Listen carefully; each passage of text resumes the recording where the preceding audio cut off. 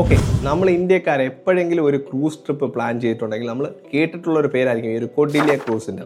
ഇന്ത്യയിൽ ക്രൂസ് ടൂറിസത്തിൻ്റെ ആ ഒരു 80% മാർക്കറ്റ് ഷെയർ കീപ്പ് ചെയ്യുന്ന ഈ ഒരു കൊഡിലിയ ക്രൂസിൻ്റെ ആ ഒരു പേരൻറ്റ് കമ്പനിയായിട്ടുള്ള വാട്ടർവേസ് ലെഷർ ടൂറിസത്തിൻ്റെ IPO വന്നിരിക്കുകയാണ്. ഇന്ത്യൻ സ്റ്റോക്ക് മാർക്കറ്റിൽ ആദ്യമായിട്ടാണ് ക്രൂസ് ട്രിപ്പുകൾ ഓർഗനൈസ് ചെയ്യുന്ന ഇതുപോലൊരു കമ്പനി പ്യുവർ പ്ലേ ആയിട്ട് വരുന്നത്. ഈ ഒരു IPO ഓപ്പൺ ആവുന്നത് 23 ജൂണിലാണ്.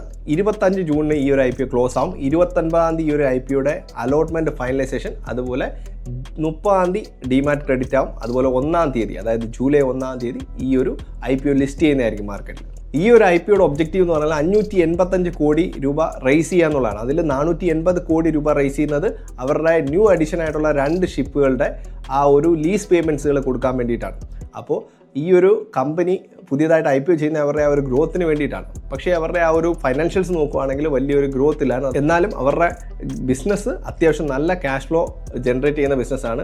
നെഗറ്റീവ് വർക്കിംഗ് ക്യാപിറ്റൽ ഓപ്പറേറ്റ് ചെയ്യുന്ന ബിസിനസ്സാണ്. കാര്യം എന്ന് വെച്ച് കഴിഞ്ഞാൽ ആ ഒരു ടിക്കറ്റ് ബുക്കിംഗ് ഒക്കെ ഒരുപാട് നേരത്തെ ഈ ഒരു എക്സ്പെൻസുകൾ എൻക്വയറി ചെയ്യുന്ന ആ ഒരു കമ്പനിയുടെ ആ ഒരു ട്രിപ്പ് പോകുമ്പോഴാണല്ലോ ആ ഒരു കമ്പനിക്ക് എക്സ്പെൻസ്.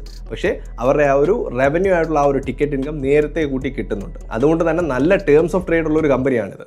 പക്ഷേ ഗ്രോത്ത് ഇല്ല എന്നുള്ളതായിരുന്നു ആ ഒരു കമ്പനിയുടെ പ്രശ്നം. അവർ ഈ ഒരു ക്യാഷ് റേസ് ചെയ്ത് 2 പുതിയ ക്രൂസുകൾ കൂടെ ആഡ് ചെയ്ത് ആ ഒരു ഗ്രോത്തിൻ്റെ പ്രശ്നം അവർ പരിഹരിക്കുകയാണ്. അങ്ങനെയാണെങ്കിലും ഈ ഒരു 5800 കോടിയോളം രൂപ വാല്യൂഷൻ അത് കുറച്ച് കൂടുതലായിട്ടാണ് എനിക്ക് തോന്നുന്നത്. അതുപോലെ ലിസ്റ്റിംഗ് ഗെയിൻസിന് വേണ്ടി നോക്കുകയാണെങ്കിൽ ഗ്രേ മാർക്കറ്റിൽ 5% മുകളിൽ ഒരു പ്രീമിയം ഉണ്ട്. അപ്പോൾ ലിസ്റ്റിംഗ് ഗെയിൻസിനായിട്ട് ആ ഒരു GMP മാത്രം നോക്കി കൺസിഡർ ചെയ്യേണ്ട.